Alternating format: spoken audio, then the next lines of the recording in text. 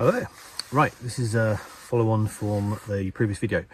Going to continue on with snow gear. Now, obviously, if there's snow, you're going to consider getting an ice axe. You'll see a lot of videos. Try and get on a course to learn how to self-arrest and self-belay and all the techniques on using ice axe. An in-person course is better. There are lots of videos out there showing the basic technique. The only downside of those videos, the ones I've seen, is that they're normally people demonstrating the technique. They're not carrying a backpack or using trekking poles, which might be more representative of people on the PCT, but they're teaching you the technique of self-arresting. When it comes to buying an ice axe, I personally go slightly longer than the recommended because I'm trekking more than climbing. Shorter ice axes are normally if you're going up very steep slopes. The thing about when you're carrying a heavy pack in the Sierra, you want extra support. So people use trekking poles, and at some point you've got to make the transition when the terrain gets steeper to an ice axe. Now, the longer the ice axe, the earlier you will switch. If you go too short, you will potentially expose yourself to slopes using trekking poles and no arrest mechanism until you get to the steeper slopes where your short ice axe suddenly starts becoming more comfortable, so you don't have to stoop. So that's the downside. Deciding what length. So I personally go slightly longer than the recommended general recommendations for ice axes. If you're one of these people who favour very short ice axes, and if you do, the other thing, then you are possibly a candidate for one of these. This is the Whippet. Now, I use this on very low snowy years.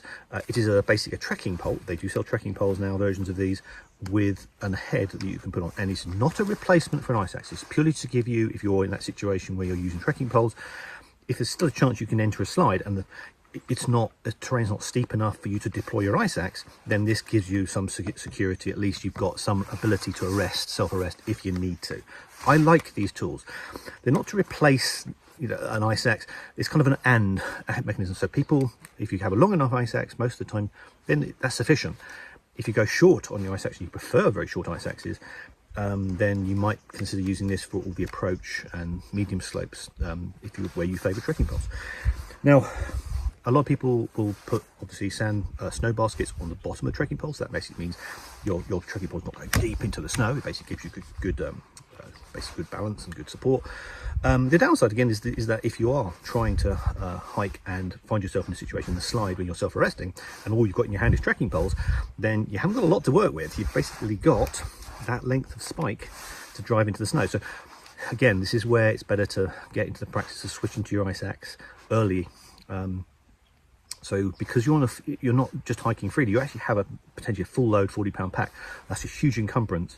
So if you do slide, and that's not what they don't show that in the video. So again, just think about finding ways in which you'll comfortably deploy your ice axe earlier.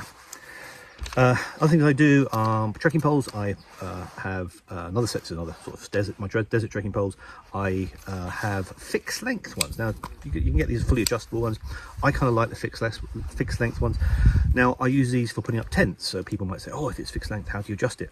Well, you do actually have some adjustment if you're not aware of it. On some of these, they have a locking mechanism, but also they have some adjustment on where you can change the height. So if you make sure that if you have a tent that uses trekking poles to basically support the tent rather than using dedicated poles, then just make sure that your trekking poles can be adjusted to the height you want, or close to it. If it's a little bit longer, you can drive this into the ground. I've never had any problem. And the other times I've actually, you don't necessarily have to angle your tent pole, your trekking pole perfectly vertically. You can have it at a slight angle and it still works fine. For putting up tents that require trekking poles. But anyway, bear that in mind. So I definitely go for fixed length ones now.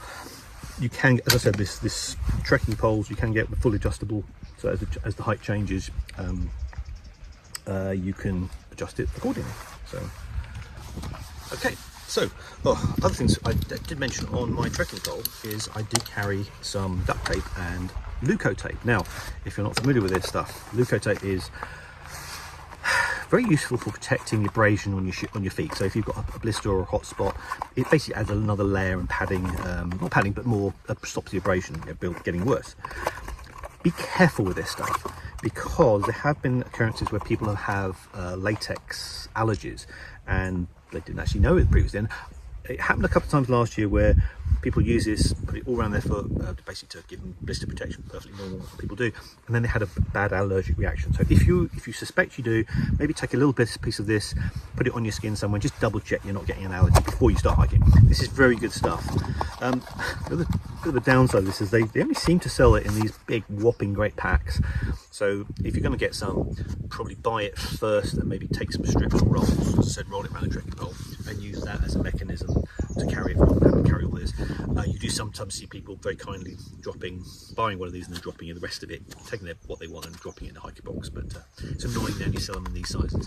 If someone actually knows where you can get them in short strips, sold, packaged, please put it in the comments. Other stuff you might use for blisters is moleskin. This is basically, again, it's just protecting your foot around the area around your blisters or hotspots. I do perfectly well with lubricate.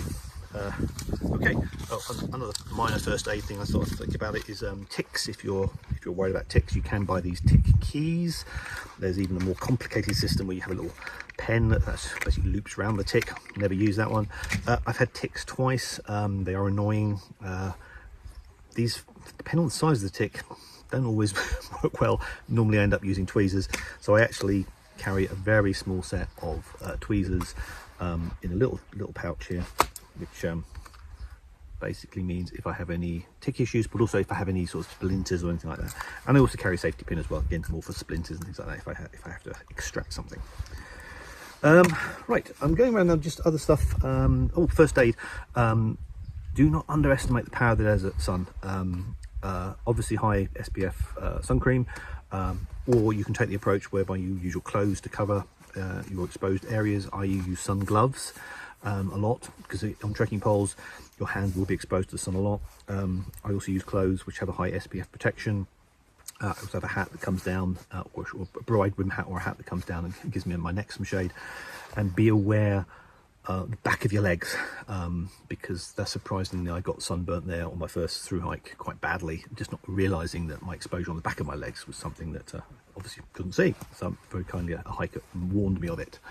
Okay, another first aid thing is you might, if you've gone through the process of training and you find you don't need orthotics, your feet are doing okay, did a previous video on that, and you still have knee pains and things like that, and you're one of these people ultimately will end up, comfortably wearing a knee brace. Lots of different types out there. Basically, these are the full length ones that basically give you support.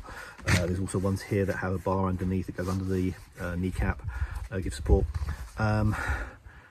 What I was given, again, this is before this was when I was doing long distance events and things like this, was if I ever needed support, I got one of these things called Chopat knee pads. Now, the reason why this is, I quite like this one, is because it has those sort of tensioning bars that go under the knee and above the knee, and you can tension the strap above and below the knee to different levels, so it's fully customizable. So if you do have any problem, you might want to consider one of those. This is Chopat brace, but anyway, you take what works for you. The other thing I found that when I basically early hiking, long distance hiking, I've had what's called Plop Fasciitis. I can't maybe pronouncing it wrong. You'll hear a lot of hikers talking about it, and they use, basically it's a pain under the arches of your feet, under the bottom of your feet, and at the end of the day people sort of use a ball like this to roll out their feet and basically reduce the pain. Ever since I sorted out the orthotics, it also, my ravens are back, also solved my plantar fasciitis problem. So I actually don't need this anymore. So again, another reason to maybe check out orthotics. But right, other stuff. Let's look at some of the other repair stuff that I skipped over. Sleeping pads. If you have a repair like a thermarest, you have like these type A gluey patches that you squeeze onto where the damaged part of the pad is. I use that quite a lot. But I also, when I do the patch and it's dry or set, then I also use a little mini cross of that seam seal tape on top, and that gives an added integrity to any repair, and that seems to work very well as well, so keep that in mind. Something to maybe do before you hike is, if you've got slightly older equipment or used equipment, is maybe give your zips some lubricant. Most of the time I have gear failure, it's normally around the zips. I do get tears occasionally, but the zips can be annoying. I made mention of the fix and zip device in the previous video, but if you've got older gear, just maybe grease your zips before you head out, worth considering. And when it comes to other repairs, you might want to consider a sewing kit. I've got the Ziplock sewing kit, and that has very strong thread. You can buy separately this like Kevlar type tape, type thread, very good for sewing. If you're going to use that sort of stuff and you're going to use it for hard repairs on your backpack, make sure you've got a strong enough needle and a safety way of carrying it, a little tube or something that's strong enough to penetrate the fabric of your backpack if you need to repair something. Keep that in mind. This is a complete nice to have, because I've got a bounce box and I regularly use bounce boxes. I put lots of sort of little spares in there. I just have an extra protective screen for my particular phone. It's slightly an older version. So if you one of these people that drop your phone quite a lot and you have these cracked screens, I just carry an extra spare screen to replace somewhere on trail in my bounce box. Again, I was pulling out some other stuff. I found a Headnet. This is a Headnet from Sea to Summit, which has insect shield. It's pre-treated, so it's insect repellent, a bit like permethrin. So if you're going to buy gear, you can buy some gear that is already pre-treated, so keep that in mind. I was also thinking about cold weather, what gloves I use. I use these possum down gloves from Ziplock. There are lots of other versions like this. It doesn't have to be the possum down ones, but they're very warm. First thing in the morning, they're very good. So I use those, and I also have waterproof mitts that can go on top of this if it's going to get wet to keep it dry. Right. One other cooking thing I've just came across.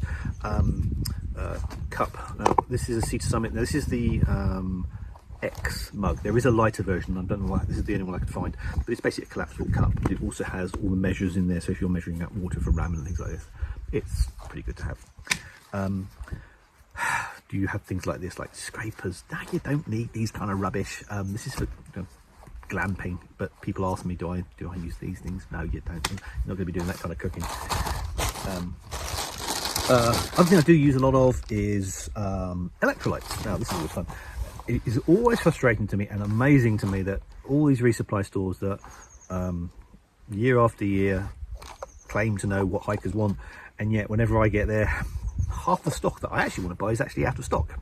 They just haven't judged it right. Now I appreciate they're balancing their stocks and how much I want to commit to, but the reality is you will not always find the things you want on trail, no matter how good the stores are. So regularly I might use these. Now these are just flavorings. There are a couple of versions of these that actually have electrolytes in. I actually like mixing up full electrolytes. There's liquid IV, which is a nice one. There's lots of other little tab type ones. Basically you break these and pour the powder in, and that gives you electrolyte recovery. There are so many out there, and I'll put a link to a survey in the description. You're going to find some you like, and after a while you're going to learn to hate them, and then basically I rotate them. So I keep a different mix of electrolytes that I tend to get used to in my bounce box, so I can swap them in and out. And when I see them in the store, as I said, they're not always there. When I see them, I grab them. The other thing I do use regularly, again, this comes from my eventing day when I did events and endurance events, is things like gels. Now, I kind of keep a few of these on standby if I'm having a bad day. So if I want to boost, if I know I've got a steep climb coming up, gives you just a sugar boost. These are nice to have. They have electrolytes in, amino acid, sodium, but a lot of stuff I get from recovery is from the food as well, because it's very salty what I do. But yeah, you might want to consider some of these as basically a sort of boost as you're going through the Sierra sometimes occasionally. Right, another thing I also consider is I wear glasses, so I just found some of these in one of my spares box. These are, so I keep a pair of normal glasses that goes over my ears. I keep them in the top pocket here, but I also have a spare set of glasses that actually just for quick, if I need to check something on my phone or something. Very quick, and it's in a little robust case, so if I drop these, it's not a disaster. So okay, and they fold up pretty darn good. So okay, one last thing I forgot is these things. I keep sort of spraying a lot of these in videos. There's Ziplock bags. You can buy the small versions, which I think it's a 1 quart, and this is a 1 gallon bag. Very useful for lots of things, certainly for poop bags, or sort of if you're taking out your dirty toilet paper. Also for just keeping food. The problem is they only sell these in shops that batches of 30 or 40. What I tend to do is buy some and then stuff them in a bounce box, and every time I ship a bounce box, I'll pull out a few Ziplock bags to replenish any that got damaged. Technically, again, we're not, officially retailers aren't supposed to sell them individually. Of course they do. Hikers benefit from that. But a lot of the time, it's just easier to just stuff a load and just put it in the bounce box. They don't weigh anything. So I even have spares in my backpack if for any reason I have a rip. So keep that in mind. Another thing I was reminded, coming back to electronics, we talked about battery packs. We talked about and making sure the charging block you use has enough wattage for your devices. One thing I didn't mention, I forgot to mention, was cables. Some of the older style cables, be careful and check that they actually will charge at the faster rates. Some of them are just basic charging, some are charging and synchronization cables, old style. A lot of the new ones are much more capable of dealing with the charging and all the synchronization capabilities. Beware if you're using old cables. Just test them before you get out of trouble. Okay.